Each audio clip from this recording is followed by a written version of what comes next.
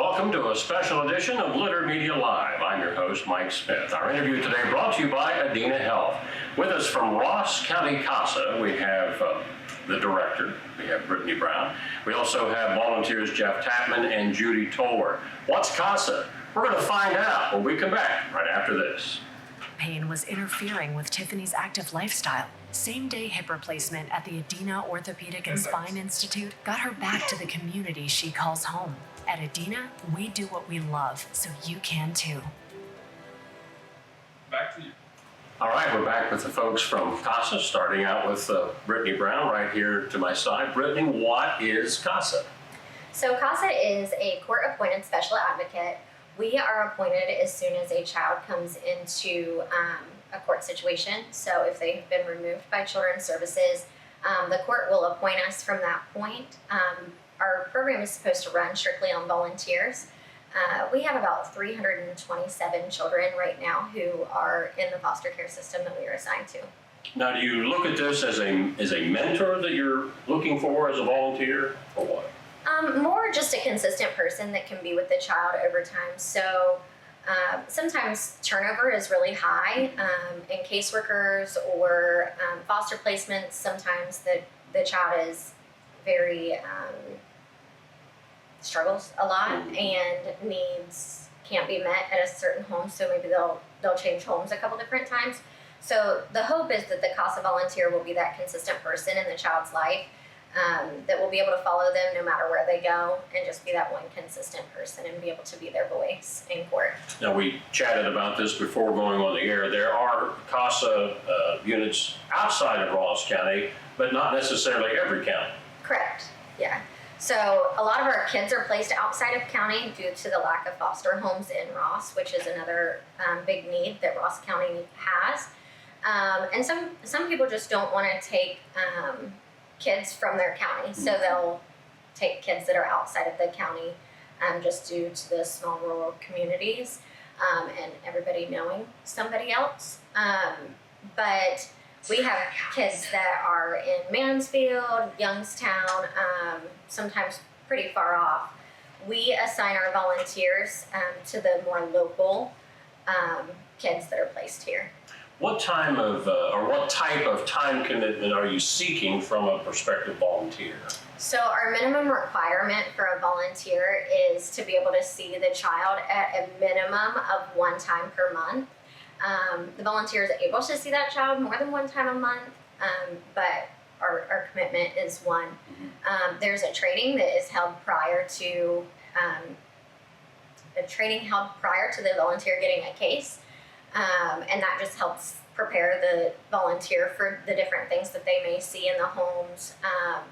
And then we're able to help get the family's resources. So if maybe the parent doesn't know where I'm supposed to go to get housing or transportation, or maybe they don't even know formula, maybe they can't read the formula can to know how much to give their child, just having that person that can kind of help show them the resources that are available to them. Now, you brought two volunteers with us. Yes. You want to introduce these folks? Sure, yes. This is Judy Towler and Jeff Tatman. They're from our class of 2024. They are great volunteers that have invested a lot of time and energy into the cases that they've had. And some of their cases have been very difficult, and some of them have been pretty simple. So, Judy, we'll start with you. Why did you want to be a volunteer? I'm a volunteer at heart, so I volunteered in the community in several capacities, but when I read the article in the Gazette, which was mainly to gain awareness for the CASA program, I was not aware that there was one. So when I read about it and it involved children, it made sense to me because I have a passion for children, so it fit. Without identifying the youngster that you're working with, what kind of activities do you do when you're with them? Well, depending on their age, you can visit and then walk around outside with them. If you want to get them, you may be in a private conversation, or get on the floor and play Legos. Go to the fair. I have gone to ball games and watched, kids cheer and play football, and anything so they know that you're interested and them Mm-hmm. personally. So how long have you been doing this again? 15 months. Okay. So, Jeff Tatman, how about you? Why did you want to be involved? I've been also, we came in the same class about 15 months. And I think for me, after winding down my business of 30 years, I was wondering, okay, what am I going to do with all this energy, right? I can walk so much, I can go to the gym so much, but there's a lot of energy that I'm going to have to use, right? And so I was considering, I know some people that are affiliated with Big Brothers and Big Sisters, so I was considering that. And in the process of kind of considering that, even though I didn't seek out Big Brothers and Big Sisters, there was an ad in a local newspaper that said there was a desperate need for volunteers. Yeah. And I read it and thought for, a couple of weeks about it. And the picture that was shown on the paper was Britni and Barb. There were all women. And I thought, maybe they don't want men in this organization. So I don't know if Brittany's the first one I spoke with, or Carrie, our volunteer coordinator previous, and they said, oh, we need men. Please come in and see us. Please interview. So, I was looking for a way to not only, expend this energy in a positive way, right, but a way to give back to the community, because the community's been really, really good to me. And I just want to be a piece of giving back in a positive way. What type of things do you do with the youngster that you're with? Well, I've been assigned so far all young men, and I think they utilize me in that way because I'm one of the few, guy volunteers. I meet them in the home, and I try to meet them on their own terms. What I'm talking about, the case I have now, I have a 12-year-old and two 15-year-olds. And so, we'll just hang out a little bit, and sometimes we'll meet somewhere. One of them that I have in Courthouse, Bloomingburg, we meet at a Mexican restaurant because he likes Mexican. Yeah. So we do that, and just hang out in the house and talk. Yeah. That's Washington Courthouse has two different restaurants, so I probably hit both of them. Yeah, it's like their version of Los. Yeah, exactly. Britni, is there a need for, and when I mean need, are there more males or females that need somebody to volunteer for or with? I would say both. So it's pretty 50-50. So, there doesn't seem to be a higher need for one or the other. Like I said previously, we have about 327 different CASA children that are assigned to our program. And we have Jeff and John are our two male volunteers. We have a little bit more female volunteers. And then usually what we try to do is no volunteer can have more than 2 cases without an exception. So we try to encourage a volunteer to take at least 1 case and then 1 baby, because babies don't speak, but they just need eyes on the baby to make sure that the home is appropriate. Maybe whether it be a foster home or a family that the child's went to, they're pretty easy to advocate for, because at that point we're advocating for their best interest and not just to have their voice be heard.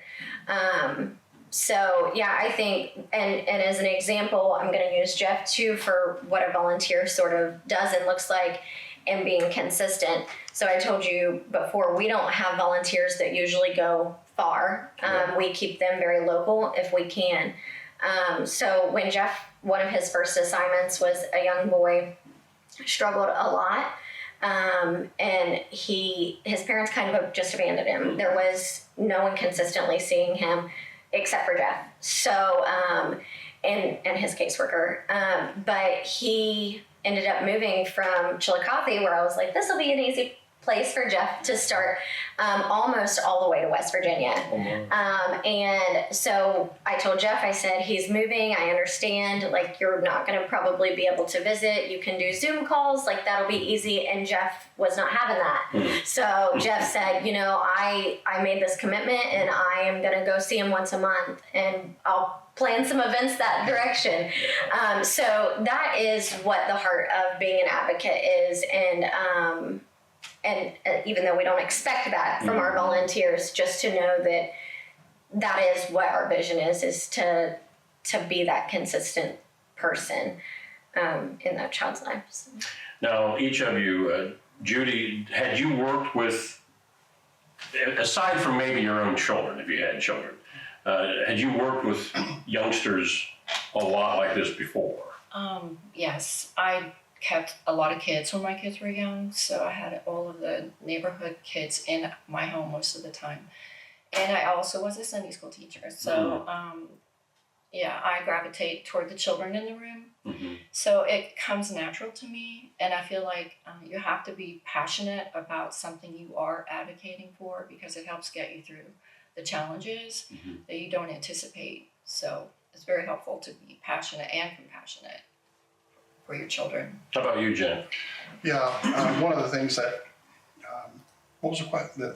Aside from maybe your own kids, had you worked with youngsters? I had not had any experience with that, aside from being very close to and raising a daughter, and now a granddaughter who is who's 11 years old, soon to be 12. You know, one of the things about this is, I was struck, a huge realization that kind of hit me in the face one day when I went up to see one of my kids who actually went over to St. Clairsville, the one that Britni was speaking of, that he was talking about his birthday coming up. And I don't know why it didn't hit me before. I realized this kid is the same age as my granddaughter. And he's had a completely different history up to that point than my granddaughter. And it just put in perspective that this young man, you can't unring that bell, right? It's water under the bridge. But he certainly deserved, no kid has a perfect upbringing, right? But he certainly deserved, up to that point in his life, more than he received. And it wasn't his fault. So I'm passionate too. I've become, more passionate about calling my boys, and I want to see them regularly. I care about them. And my first case closed, and it was a reunification with mother. And I was kind of struck by that last day, because I thought, I'm going to miss this kid, and because after that happens, there's really no contact unless the parent or the foster parent initiates you, back into their lives. So, but no, I hadn't had any experience like that. Yeah. Britni, one of the reasons I asked that question is because there may be some great candidates as volunteers out there, but they might think, well, I've never worked with kids like in a classroom setting at church or a youth group. I don't know if I could do it. What would your thoughts about that be? I think anyone can do it. I don't think that you necessarily have to have a heart for kids, but I think that you do have to have compassion and an understanding that it's sometimes frustrating. But if you can make a difference in a child's life and just be able to give them a voice when they're in court that hasn't had one. In my personal experience, I grew up in foster care. I was a foster child myself, got adopted at 16. So I almost went to the point of aging out, which a lot of kids do. Not many get adopted at 16. So I was fortunate in that. But I see so many kids that don't have that break right at the same point. So for me, being able to see volunteers who come in and being able to direct them and have somebody that does so compassionately care about children without their own needs being met, they are giving of themselves to the child. It just speaks a lot to me to see that happen. It wasn't something that I had as a child, something that I wish I would have had. Maybe circumstances would have been a lot different. So our judge this year has invited kids 10 and over to come into our court and speak as well. And just as of last week, that really showed volumes. I think that it changes the vision of the child to see that these people do care about what happens in my life, instead of, I'm being moved and nobody sees. So last week, like I said, there was a child that came into court and he was like, hey, I'm in a really difficult home and nobody knew. And that is, part of having a CASA is to go into some of those homes not everybody is perfect. Even some of the foster homes aren't always perfect. Not everybody does it out of the kindness of their hearts. So we live in a broken world, and sometimes that shows. But having a CASA that's consistently in that child's life, they start feeling comfortable enough to talk to that person, and things that are sometimes hidden that people don't know about because of that close connection that a CASA gets to have, and the relationship that they get to build. The child starts really feeling the ability to open up about what's going on, or some things that have happened in their life that might just need healed. Sure. Well, obviously you are an example of a success story. And I didn't realize this until I was doing an interview with him when he was Lieutenant Governor. Now, United States Senator John Husted came up in the foster program, was adopted as a young man, and now look. Somebody took an interest in him when he was going through a very difficult time in life. You just never know what impact you have the opportunity to make in a young person's life. Yeah. I think we have learned that statistics show children who do have a CASA are less, I think 50% less, possibly, likely to re-enter the program. So that's encouraging to us. Anything else, Jeff, we'll start with you to wrap up. Anything you want to add about maybe encouraging somebody that's watching this interview to consider being a volunteer? Yeah, especially like to talk to the men out there, that it's,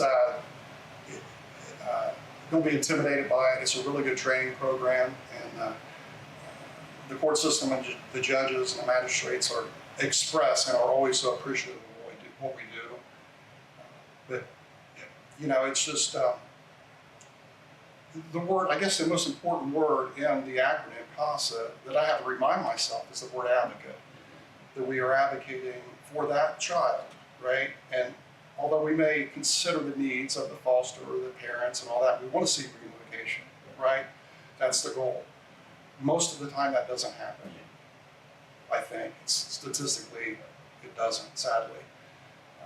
But just to be an advocate for that child and remind myself that my main goal is to advocate for their needs. And sometimes that means recommending something that they, opposite of what they want for their own good, because 12, 13, 14, 15-year-old child or 16-year-old child may or may not be able to make those rational, sane, critical decisions at that point in their life. So you're just there to kind of balance that out and shepherd that along.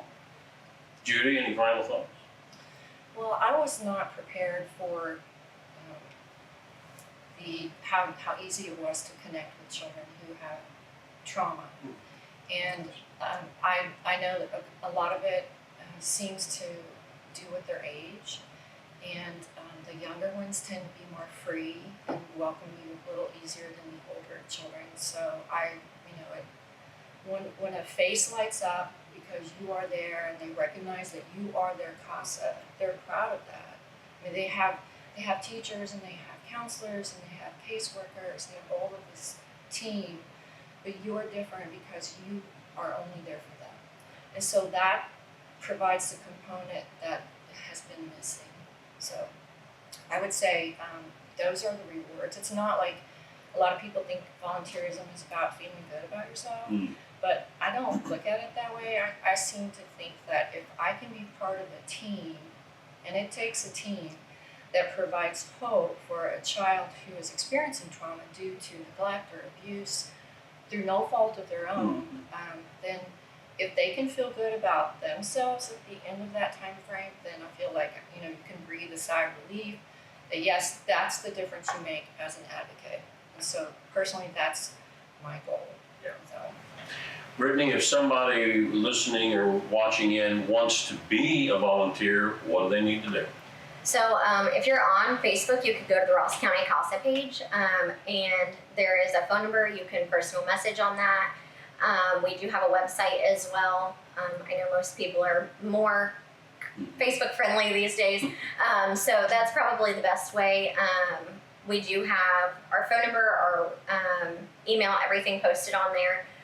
So I'd encourage them to just reach out. We'd love to have more people. I'd love to sit down and talk to anybody who just has questions, and just answer anything that I can about how they can get more involved.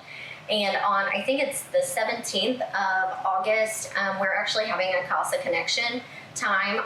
It is located on Route 50 at a church called The Forge.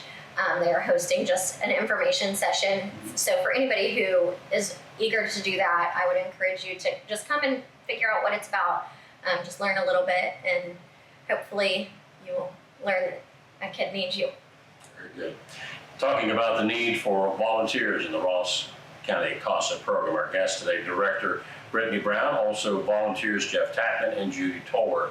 Our interview has been brought to you by Adena Health. I'm Mike Smith.